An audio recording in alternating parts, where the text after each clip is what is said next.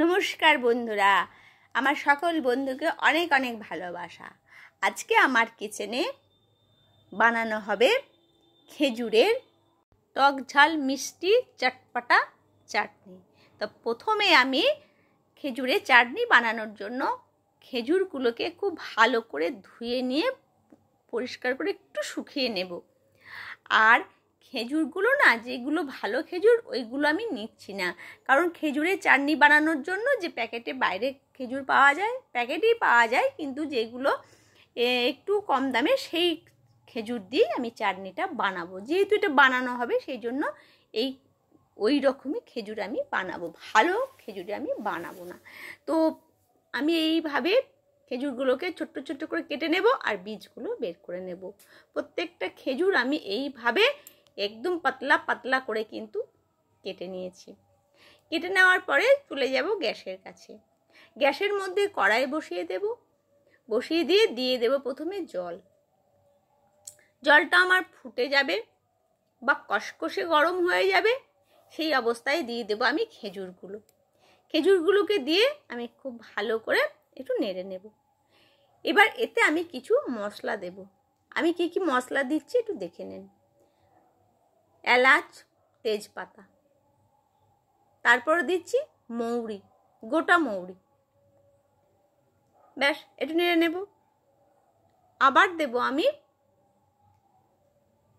লাল লঙ্কার গুঁড়ো বা কাশ্মীরি লঙ্কা, আর দেব আমচুর পাউডার, দেব ধনিয়া পাউডার,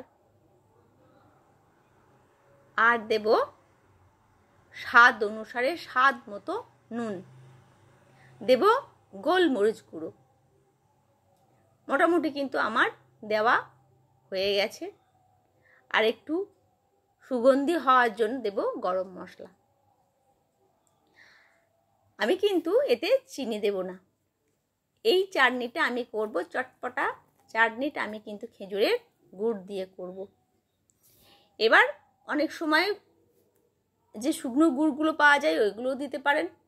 আমার ঘরে 12 মাস কিন্তু গুড় খাওয়া হয়, আর গুড় আমার 12 মাস আমার ঘরে থাকে, ওই জন্য চাটনির জন্য স্পেশাল করে গুড় কিন্তু আমি আনিনি, আর আমার ঘরে এই গুড়টাই থাকে। তো আর গুড়টা খুব ভালো, নারকেলের মিষ্টি হয়, খুব সুন্দর, গুড়টা ভীষণই ভালো, ওই জন্য আমার সবেতেই এই গুড়টা কাজে লেগে যায়। তো এইভাবে গুড় দিয়ে সমস্ত আমি দিয়ে দিলাম, দিয়ে এবার ঢাকা চাপা দিয়ে দেবো।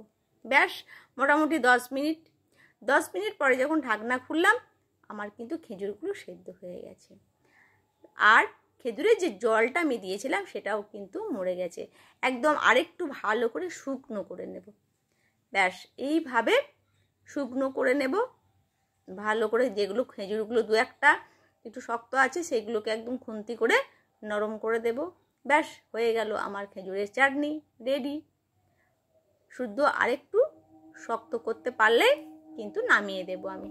ব্যাস, একদম আমার মোটামুটি জলটা মরে গেছে। এইভাবে জলটা আমি পুরো মেরে নেব, একদম শুকনো শুকনো করে নেব, তাহলে কিন্তু অনেক দিন থাকবে আর খুব মজা করে খাওয়া হবে শুকনো শুকনো হলে। এবার আমি কি করব, আর একটা পাত্রে নেব, কড়াইটা উনুনের মধ্যে বসিয়ে দেব বা গ্যাসের মধ্যে বসিয়ে দেব, দিয়ে আমি সর্ষের তেল নেব, ওতে গোটা জিরে দিয়ে দেব। গোটা জিরে দিলে পরে না খুব সুন্দর একটা ফ্লেভার আসবে। ব্যাস, এবার জিরেটা ভাজা হয়ে যাক। জিরেটা আমার ভাজা হয়ে গেছে। এই জিরে আর জিরের তেলটা কিন্তু এর মধ্যে আমি মিশিয়ে দেব। খুব সুন্দর একটা টেস্ট হয়ে যাবে, প্লাস গন্ধটাও সুন্দর হয়ে যাবে। ব্যাস, আমি মিশিয়ে দিলাম। ভাজা তেল আর তো ফোটানোর কোনো দরকার নেই। এবার ভালো করে এর সাথে মিশিয়ে নিলেই হয়ে যাবে খেজুরের আমার চটপটা আচার। ব্যাস, এইভাবে আমি বানিয়ে নিচ্ছি। দেখুন, পুরো তেলটার সাথে আমি কিন্তু মিশিয়ে দেব।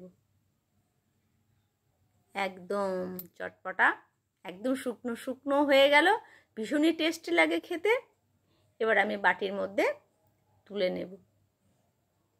ব্যাস, আমি সবটা তুলে নিলাম।